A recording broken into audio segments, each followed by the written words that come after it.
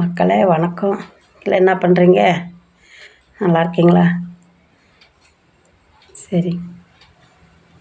எங்கள் வீட்டில் கொஞ்சம் உடம்பு சரியில்லைங்க. பாத்திரம் வியாபாரம் பண்ணுறேன். ஏற்கனவே சொல்லியிருக்கோம்ல, எங்கள் சைக்கிளில் வியாபாரம் பண்ணிகிட்டு இருந்தார். இப்போ டீ ஸ்வீட் ஒன்று டூவுக்கு எடுத்தார். எடுத்து அதில் வியாபாரம் பண்ணிகிட்ருக்காருங்க. ஒரு ஒரு மாதமாகவே அந்த சைடு எல்லாம் வலிக்குதுன்னு சொல்லிட்டு இருந்தார். அந்த மக்களை தேடும் மருத்துவம் வருவாங்கள்ல, அவங்க வந்து இதில் பண்ணி ஏன் இப்படி சைடில் வலிக்குதுன்னு சொல்லி ஸ்கேன் எடுன்னாங்க. இவங்க சரி எடுக்கிறேன்னு சொல்லிவிட்டு அப்போதைக்கு இவங்க வந்தப்போ மாத்திரை கொடுத்துட்டு போனாங்க. ஸ்கேன் எடுங்கனத்துக்கு சரி எடுக்கிறேன்ட்டு அப்புறம் போய் நாட்டு மருந்தில் பார்க்கலான்னு சொல்லி நாங்கள் தம்மம்பட்டியில் இருக்கோம். சேலம் போய் பார்த்துக்கலாம், இங்கே ஸ்கேன் எடுத்துகிட்டு வாங்க, அங்கே கூட பார்க்கலான்னாங்க. அப்புறம் அவங்களே சொல்லிவிட்டு ஸ்கேன் எடுக்க சொன்னால் கொஞ்சம் அலைய விடுவாங்க, ஸ்கேனை மட்டும் எடுத்துக்கிட்டு வந்துடுங்க, கவர்மெண்ட்டில் பார்த்துக்கலாம், ஜிஹெச்சில் பார்த்துக்கலான்னு சொன்னாங்க. சரின்னு அப்புறம் இவர்கிட்ட சொன்னதுக்கு அது கேட்கல. மறுபடி பெருக்க அது வலி அதிகமாக ஆயிடுச்சு. அந்த சரின்னு அண்ணன் எனக்கு கொஞ்சம் உடல் இருந்தால் சரியில்லை, நான் சொல்லியிருந்தோம் இல்லைங்க, நாட்டு மருந்து எடுக்கலாம்னு சொல்லிட்டு அண்ணன் குமாரபாளையத்தில் பவானி குமாரபாளையத்தில் டாக்டரை போய் பார்த்தா. அவங்க வந்துட்டு இந்த பக்கம் வலிக்குதுன்னு சொன்னதை சரி நம்மலாம் நாடி பிடிச்சி பார்த்துட்டு கல்லீரல் வீங்கிட்டு இருக்குதுங்கப்பா, ஒரு 10 நாளைக்கு மருந்து மாத்திரை தரேன், அதை சாப்பிடுங்கன்னாங்க. வந்து சாப்பிட்டதை ஒரு அன்னைக்கு மருந்து வைக்காதனால ரொம்ப வலி எடுத்துட்டு துடிச்சிட்டார். எப்பயுமே ஒரு காய்ச்சல் வந்தால் கூட கருவாடு வறுத்து மிளகு ரசம் வச்சா அது பெரியவங்களுடைய பழக்கம், மாமியாவோட பழக்கம் செய்வாங்க. அது மாதிரி நான் செய்வேன். மாத்திரையெல்லாம் எந்த காய்ச்சலுக்கு எதுக்குமே போட்டதில்லை. அப்புறம் சரின்னு போய் பார்க்கவும் வந்து மாத்திரை சாப்பிட்டு சிரப்பை குடித்து ஒன்றும் ரொம்ப துடிச்சிட்டாரு நாளெல்லாம். அப்புறம் தம்பிக்கு ஃபோன் போட்டு கேட்டேன், எனக்குன்னு இந்த மாதிரி அப்பா இப்படி வலியில் ரொம்ப வலிக்குதுன்னு துடிக்கிறாரு, எந்திரிச்சு நடக்க மாட்டேங்கிறாருன்னு எனக்கு அழுவாச்சு வந்துச்சு. நாங்கள் யாரும் இல்லை, தனி அனாதையாக தான் இருக்கிறோம். பிள்ளைங்க 3 பொண்ணு ஒரு பையனை பெற்று என்ன பண்ணுறது? அப்புறம் சரின்னு நான் கேட்கவும் அவர் வந்துட்டு சுடுதண்ணியில் தேன் கலந்து கொடுங்கம்மா, கொடுத்துட்டு சிரப்பு கொடுங்கன்னாங்க. அப்புறம் இப்போ 2 நாளாக பரவாயில்ல. அப்புறம் சரி வீட்லேயே இருந்துக்கிட்டு என்ன பண்ணுறது, குழு கட்டணும், வட்டி கட்டணும், வாடகை கட்டணும் அப்படின்ட்டு அவர் கவலைப்பட்டுக்கிட்டு பக்கத்தால் கொசு வலை பீஸ் ஓடுதே இருக்குன்னு உங்களுக்கு சொல்லியிருக்கேன். அப்புறம் அவங்க வந்து கூப்பிட்டாங்க. சரின்னு போயிருந்தார், வண்டியை டிரைவராக போயிருந்தார். போயிட்டு வந்துட்டு அதுவும் அவங்க முடிஞ்சால் போகலாங்க, இல்லைன்னா பார்த்துக்கலாங்க, அப்புறம் பார்த்துக்கலான்னாங்க. அப்புறம் அவங்ககிட்டயும் நாங்கள் ஒரு வேலைக்கு சம்பளத்துக்கு போயிட்டு இருந்தால் அங்கே கொஞ்சம் கட்டுப்படியாக சம்பளத்துக்கு போயிட்டு ரொம்ப சிரமப்பட்டார். அப்புறம் அவருக்கு பணம் கொஞ்சம் பாக்கி கொடுக்கணுன்னு இவங்க வாங்கி கொடுத்தோம். ஒரு வட்டி கொடுக்கணுன்னு கொஞ்சம் கவலைப்பட்டார். அப்புறம் அவங்ககிட்ட போய் நான் சொன்னேன், ஆனால் இந்த மாதிரி அவர் கொஞ்சம் ஏதாவது தயங்குறாருன்னா இந்த மாதம் சொல்லிடுங்கண்ணா. சரிங்க நான் பார்த்துக்கலாங்க, என்னங்க போகுது, அவர் நல்லா இருந்தால் சரிங்க, உழைக்கிறதுக்கு அஞ்சாத ஆள் அப்படின்னு அவங்களாம் சொல்கிறாங்க பாருங்களேன். அப்புறம் சரின்னு எங்கே முடிஞ்சால் போகலாங்க, இல்லைன்னா வேண்டாங்கன்னாங்க. இல்லைங்கண்ணா பரவாயில்ல போகலான்னு இன்றைக்கி கையில் சிறப்பு எடுத்துகிட்டு போகிறார். தப்பு இல்லை, நம்ம கரெக்டாக மருந்து எடுக்கணுங்கிறது தான் நம்மளுடைய இதாக இருக்குன்னு, எண்ணமாக இருக்குன்னு, நம்ம அதுதான் போய் பார்க்குறோம். அப்புறம் சரின்னு கையில் சிறப்பை எடுத்துகிட்டு தான் போகிறாரு. இப்போ 3 மணிக்கு எழுந்திரிச்சார், விளக்கு போட்டு சாமி கும்பிட்டுட்டு போயிருக்காரு நேரமாக. அந்த ஞாயிற்றுக்கிழமை அங்கே கம்பெனி மூடிடுவாங்கங்க அப்படின்னு நைட்டு வந்து அவர் பக்கத்தில் சொல்லிட்டு போனார். சரிங்க அப்படின்னு போயிருக்காரு. அப்புறம் இப்போ நான் தண்ணி வந்தது பிடிச்சிட்டு சரி அது நான் உங்களுக்கு சொல்லலாம் அப்படின்னு அப்புறம் மணி 11 மணிக்கெல்லாம் 12 மணிக்கெல்லாம் வந்துடுறேம்மா அப்படின்ட்டு போகிறாரு. இல்லை நான் வந்துங்க இவருக்கு வந்து இவரை நான் 2வது கட்டு. இதில் என்னங்க போய் உள்ளது சொல்கிறதுக்கு என்ன, ஒரு 23 வருஷத்துக்கு முன்னே நான் 2வது கட்டிட்டேன். எனக்கு 2 பொண்ணு. இவர் வந்து அந்த பையன், இவருக்கு ஒரு பையன் ஒரு பொண்ணு.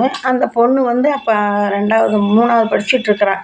படிச்சுட்டு இருக்கும்போது இந்த பையன் வந்து 1வது படிச்சுட்டு இருந்தான். அவனுக்கு இன்றைக்கி வயசு 28 ஆகுது. நான் வரும்போது இதில் சின்ன பிள்ளைங்க தான். நாங்கள்கிட்ட எல்லாம் நல்லா பாசமாக இருந்தாங்க.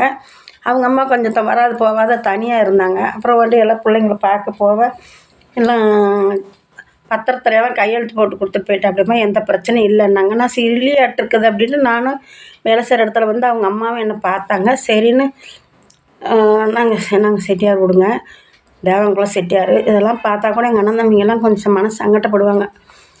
அப்புறம் சரின்னு வந்து இவங்க வந்து அந்த அம்மா பெரியவங்க வந்து பார்த்தாங்க. அப்புறம் சரின்னு பின்னால் இது பிரச்சனைக்கு அந்த அளவுக்கு அன்றைக்கி எனக்கு தெரிஞ்சுக்கலாம். யாருக்கிட்டையும் எனக்கு சொல்கிறதுக்கு யாருக்கிட்டையும் நான் பழக மாட்டேன்.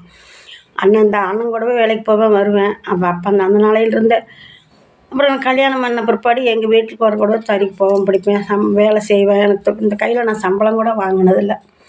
குமாரபாளையத்தில் கூட அண்ணா வீட்டு மெஸ்ஸுக்கு கூட வேலை 2-3 வருஷம் இங்கேருந்து போனேன். அப்புறம் என்னால் உடம்பு முடியல, போயிட்டு வர முடியல. அப்புறம் நான் போகிறதில்ல. இவரால் கொஞ்சம் சமாளிக்கவும் முடியல இப்போலாம். சரின்னு அப்புறம் அப்படியே இப்படியே போய்கிட்டு இருந்துச்சு. சரி இந்த பிள்ளைங்கெல்லாம் அப்போ நல்லா பிரியமாக இருப்பாங்க, நல்லா இருப்பாங்க. அப்பா கஷ்டப்பட்டார். அப்போல்லாம் அப்பா கஷ்டப்பட்டது அழுக்கு துணியும் பார்க்க பிள்ளைங்களுக்கு கேவலமாக தெரியல. ஹைஸ்கூல் போகிற வரைக்கும் ஹைஸ்கூல் முடிச்சு கூட ஹைஸ்கூல் முடிச்சுதே காலேஜ் சேர்ற ரேஞ்சு வந்ததே பிள்ளைங்களுக்கெல்லாம் அவமானமாக போச்சு. அப்பாவை பார்த்தா அழுக்கு துணியை போட்டுட்டு போகிறாரு, அழுக்கு துணி போட்டு போகிறாரு வரான்னு அது கொஞ்சம் கேவலமாக போச்சு. அப்புறம் அது வரைக்குமெல்லாம் அவங்க அம்மாலாம் வந்தால் அண்டை வைக்க மாட்டாங்க. வந்தியா பார்த்தியா போ அப்படின்னு தான் சொல்லுவாங்க. அவங்க அம்மா போனால் பிள்ளைங்களுக்கு பிடிக்காது.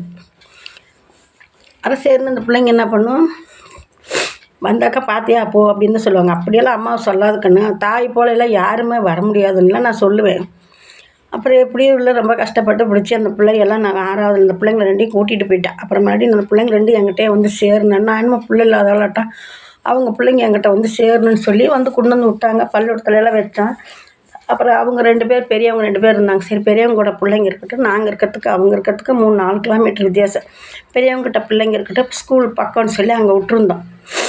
இப்போ எல்லாம் சொல்லி மச்சாண்டார் எல்லாம் சொல்லி அந்த பிள்ளைங்களெல்லாம் சொல்லி அப்பனும் அவனை பொண்டாட்டியே ஆனால் பொறுமையாக இருந்திருக்கிறான். பிள்ளை படித்து முடிங்க. அவங்க தனியாக குமாரபாளையத்தில் இருந்தாங்க பெரியம்மா வீட்டுக்கிட்ட. அப்புறம் வர்றது போகிறது பார்த்துக்கிட்டு இருந்தாங்க. தாய் பிள்ளைங்களை பிரிக்கிறது ரொம்ப தப்பு. நல்ல முறையில் வர்றாங்க போகிறாங்க இருக்கட்டும். எனக்கு இது அவங்க இருக்காங்க வருவாங்கன்னு எனக்கு தெரியாது. அப்புறம் சரின்னு அப்படிலாம் வந்தாங்க, பிடிச்சாங்க, போயிட்டு வந்துட்டு இருந்தாங்க. ஆனால் பிள்ளைங்க படித்து முடித்து எல்லாம் இது பண்ணிட்டுன்னு கொஞ்சம் காத்திருந்துருக்குறாங்க, பொறுமையாக இருந்திருக்காங்க. எங்களுக்கு அந்த சூது தெரியல. அந்த என் பிள்ளைங்க பக்கமாக நான் பலமாக நின்று இருப்பேன். இப்போ எந்த பக்கமும் என்னடது இல்லாத என் பிள்ளைங்க 2மே எங்கள் அண்ணன் தம்பிங்கெல்லாம் பார்த்து கட்டி கொடுத்துட்டாங்க. பேர பிள்ளைங்கெல்லாம் இல்லை, பெரிய பெரிய பிள்ளைங்க. பெரிய பிள்ளைக்கு 2 பையன், சின்ன பொண்ணுக்கு 2 பொண்ணு. அதெல்லாம் ஒன்றும் பிரச்சனை, நல்லா இருக்காங்க. இவங்கனால இப்போ அவங்களும் வர்றதில்ல, இதை பார்க்குறாங்கன்னு அவங்க நினைக்க, அவங்க பார்க்குறாங்கன்னு இவங்க நினைக்க. ஆனால் என்னுடைய பிரச்சனை எங்கள் 2 பேர்த்துடைய என்னடுதுன்னு பிரித்து பேசக்கூடாது. இனிமேல் அவர் வேறு நான் வேறு இல்லை, பிரித்து பேசக்கூடாது. நம்மளுடைய யாருக்குமே வரக்கூடாது. இவ்வளோ கஷ்டம் இருந்தாலும் அவங்கவுங்க மக்களை தனியாக இருந்து வாழ்ந்து காட்டணும். என்ன ஆயிரும் எனக்கு இந்த தைரியம்லாம் இப்போ இல்லை. கேவலம் நினச்சிடுவாங்களா? இப்போ எல்லாம் அனாவசியமாக நினைக்கிறாங்க. கேவலத்தை பற்றியெல்லாம் யாரும் பொருட்படுத்திக்கிறதில்ல. ஆனால் நாங்கள் ஐயோ நாங்கள் இப்படி பண்ணிக்கிட்டோமே, நம்ம அப்பா அண்ணன் தம்பிங்களை தலைவலி வச்சுட்டோமேங்கிற மனசு குற்ற உணர்வு இன்னமும் நமக்கு அப்படி நல்லா பேசுகிறாங்க போனால் வந்தாலும். ஆனாலும் மனசில் அந்த குற்ற உணர்வு இப்போலாம் யாருக்கும் அது இல்லை. வேலையை பாரு, என் வாழ்க்கையை நீ பேசாதங்கிற மாதிரி பேசுகிறாங்க. அதெல்லாம் நமக்கு தெரியாது. இப்போ அந்த பிள்ளைங்கள் அம்மாவை அப்பனையும் அவனையும் பிரிச்சுட்டான். நல்லா படிங்க, நான் படித்து விட்டு அப்புறம் நான் பேசிக்கிறேன்னு சொல்லியிருந்துருக்குறான். அப்புறம் இப்போல்லாம் கடைசியில் பார்த்தா அவங்க சொந்தத்திலேயே சொல்லாத பிடிக்காத பொண்ணு கேட்டாங்க. பையனுக்கு தாரம் 2ன்னு சொன்னாங்க. சரிப்பா அப்புறம் கொஞ்ச நாள் பார்க்கலாம், அப்புறம் பேசிக்கலான்னு நாங்கள் சொல்லியிருந்தோம். கொஞ்ச நாள் பிள்ளை இருக்கட்டும் அப்புறம் பேசிக்கலான்னு சொன்னது எங்களை அல்லாதி அவங்கள பத்திரிக்கை அடிச்சு எல்லாம் பண்ணிட்டாங்க. மறுபடியும் கல்யாணம் பண்ணிட்டு போய் சென்னையில் பையனுக்கு வேலை, வீடு இங்கே திருச்சி தான். அப்புறம் வந்தால் போனால் பேசுகிறாங்க, பேசுங்க கூப்பிடுங்கன்னு சொல்கிறாங்க. அவங்களாம் ஒன்றும் பிரச்சனை இல்லை, நல்லா இருக்காங்க. இப்போ 2 குழந்தை, ஆணொன்று பொண்ணு பாப்பாவுக்கு இருக்குது. என் பிள்ளைங்களை பற்றியெல்லாம் எதுவும் சொல்லுங்க. அந்த மாதிரி பெற்ற தாயை அப்பனையும் அவனையும் பிரித்து வச்சுருக்கிறான். இது அந்த பாவம் எனக்காக இருந்தாலும் சரி, யாருக்காக இருந்தாலும் சரி, பெற்ற தகப்பனுக்கு பாசம் இல்லை, வெளியே காட்டுவாங்களா? பொம்பளைங்க அழுதுருவாங்க, ஆம்பளைங்க வெளியே காட்டுவாங்களா? அந்த பையனுக்கு கொஞ்சம் கூட உணர்வே இல்லையே. நம்ம அப்பா அவனுக்கு எல்லாம் நல்ல பையன். அப்பாவுடைய கஷ்டம் பாத்திரம் வியாபாரம் பண்ணனா சைக்கிளில் போயிட்டு வியாபாரம் பண்ணால் பழசெல்லாம் பிரித்தா எல்லாம் கொண்டு போய் போட்டு வருவான், பிடிப்பான். ஸ்கூலுக்கு போகிறதுக்குள்ள காலையில் எழுந்திரிச்சு நேரமாக பேப்பர் போட போவான். நல்ல சுறுசுறுப்பான பையன். பேர் முன்ன சொல்லக்கூடாதுன்னு நினச்சேன். ஏன் சொல்லக்கூடாது? நம்ம பெற்ற பையன் பேர் நான் பெற்றதுன்னு தான் நான் சொல்லிகிட்ருக்கிறேன்.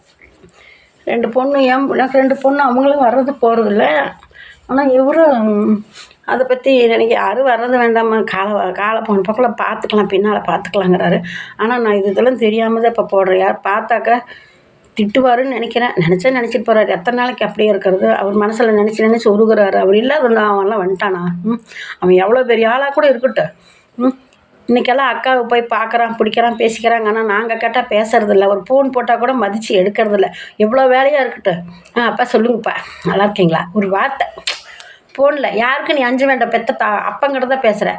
அந்த அம்மா அப்படி அப்பனும் அவனை பிரித்து காட்டுறேன் பாரு. அப்பனுக்கு எதிராக நான் காட்டுறேன். சின்னதுலேருந்து வளர்த்தி காட்டுறீங்கன்னா பரவாயில்ல.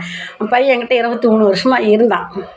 பெரியவங்ககிட்ட தான் இருப்பான். ஆனால் டெய்லி நாங்கள் போய் பார்த்துட்டு என்ன வேணுமோ எல்லாம் வாங்கி கொடுத்துட்டு செஞ்சுட்டு எவ்வளோ கஷ்டப்பட்டாலும் பசங்கக்கிட்ட மூஞ்சி காட்ட மாட்டான்.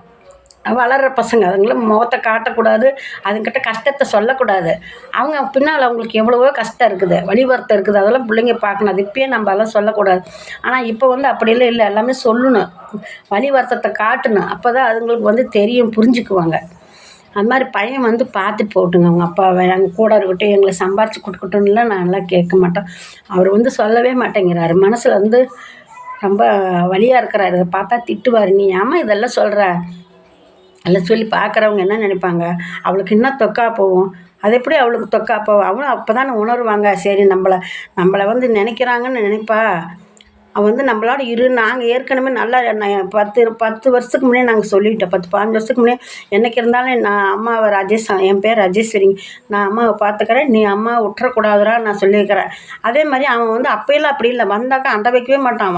வந்தே பார்த்தியா போன்னு துரத்தி விட்டுருவான். அன்றைக்கே பேசுவேன், என்ன அம்மா இப்படியா பேசுகிறத, போவான்னு பேசுகிறேன், வாங்கம்மா போங்கம்மான்னு சொல்கிறேன். என் மேலே ரொம்ப பிரியமாக இருப்பான்.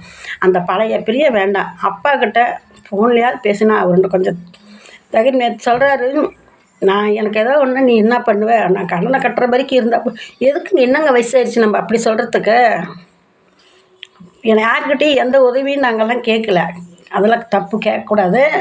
கை கால் இதாக இருக்கிறவங்க கூட வீல் சேரில் போய் நேற்று செல்லில் பார்க்குறேன், ஒரு தம்பி வாட்டர் கேன் தண்ணி காலையில் வீல் இதை வச்சு வாட்டர் கேனு விற்றுக்கிட்டு போகிற, அப்படி பஸ் ஸ்டாப்பிங்கில் என்னமோ விற்றுன்னு நான் பார்த்தேன். அந்தளவுக்கு எனக்கு படிக்கவும் சரியாக படிப்பு இதெல்லாம் கிடையாதுங்க. அதனால் 1வது தான் போனேன். எந்த பஸ்ஸு போகுது பிடிக்குதுன்னெல்லாம் கூட எனக்கு தெரியும். அப்புறம் எனக்கு இப்படி பார்த்துட்டு இருக்கும்போது அந்த தம்பி அந்த மாதிரியெல்லாம் இருக்கிறாங்க. நமக்கெல்லாம் என்ன, அதெல்லாம் ஒன்றும் வேண்டாம், நாங்கள் பார்த்துக்குறோங்க. பையன் மட்டும் வந்துட்டா அவங்க தான் அப்பா நான் பார்த்துருப்பாங்க. என்ன கூட அம்மாவை கூட அவன் நினைக்கிறது வேண்டாம். ஆமாம், அப்பா வந்து பார்த்துட்டு போக சொல்லுங்கள். சரிங்க, வச்சிட்றேன்.